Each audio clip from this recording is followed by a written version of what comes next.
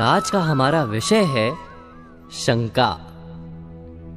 जी हाँ, शंका अर्थात दूसरों के आशय पर संदेह करना। ऐसा सोचना कि कोई हमें हानि पहुंचाना चाहता है, कोई हमसे अनुचित लाभ प्राप्त करने के लिए हमारे निकट आया है, ऐसा मानना। और संसार का अनुभव भी यही कहता है। प्रत्येक मनुष्य दूसरों से लाभ प्राप्त करने का प्रयास करता है, किंतु लाभ देना नहीं चाहता। हमारे मन की शंका हमें संसार के कड़वे अनुभवों से बचाती है। शंका वास्तव में हमारे हृदय के अंदर बना दुर्ग है, जिसमें रहकर हम सुरक्षित रहते हैं। किंतु इसी शंका के कारण हम किसी के निकट भी नहीं जा सकते, किसी से प्रेम या मित्रता नहीं कर पाते। हम धीरे धीरे अत्यंत एकाकी और अकेले रह जाते हैं। शंका का ये दुर्ग हमारा कारागार बन जाता है। क्या ऐसा नहीं होता? इस कारागार को तोड़ने का, इस बंधन से छूटने का उपाय क्या हो सकता है? यदि शंका का स्वरूप बहुत बड़ा हो जाए तो मन का रोग भी बन सकता है। अधिकतर मनोरोग वास्तव में शंका का ही परिणाम है। तो विचार करें कि शंका का जन्म कहां से होता है? अवश्य ही भय से। शंका हमारे भय का ही एक भयानक रूप है, ऐसा रूप जो हमें सत्य देखने से वंचित करता है। विचार कीजिए, क्या हमारा भय सदा ही वास्तविक होता है? क्या हमारे निकट आने वाला हर व्यक्ति वास्तव में हमें केवल हानि पहुंचाने का प्रयत्न करता है? इसका जवाब यदि सरलता से ना मिले तो स्वयं का मन टटोलिए।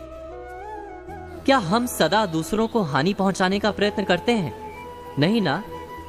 तो दूसरे भी तो सच्ची मित्रता और सच्चा प्रेम दे ही सकते हैं। ये जानते हुए भी हम क्यों शंका के कारागार में फंसते चले जाते हैं?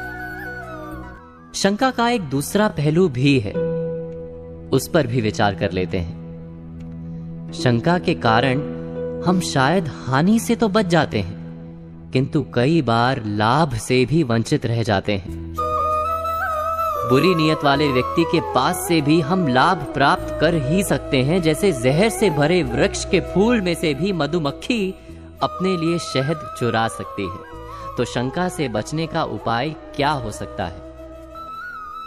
हम जिस विषय पर बात कर रहे हैं वो है शंका।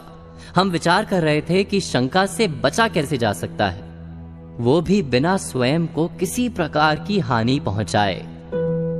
ये सरल हो सकता है यदि हम ठीक से समझ लें कि हमारे भीतर की शंका का कारण बाहर नहीं, भीतर ही है। वास्तव में भय ही शंका का कारण है, किंतु हम जानते हैं कि भय का तो कोई कारण ही नहीं। भय से कभी कोई लाभ प्राप्त हो ही नहीं सकता। संसार का क्रम है कि आज का नुकसान कल का फायदा बन सकता है, आज की हानि कल जीवन का पाठ बनकर दिखाई देती है। अर्थात शंका की तो आवश्यकता ही नहीं जीवन में। विश्वास के साथ संसार में सभी को मिलना, सभी अनुभवों का स्वागत करना और समय आने पर अपनी बुद्धि, अपने विवेक से अपना मार्ग बनाते रहना ही अधिक लाभदायी भी होता है और अधिक सुखदायी भी। आशा करता हूं कि हमारा ये विषय आपके जीवन में कुछ अर्थ भरेगा।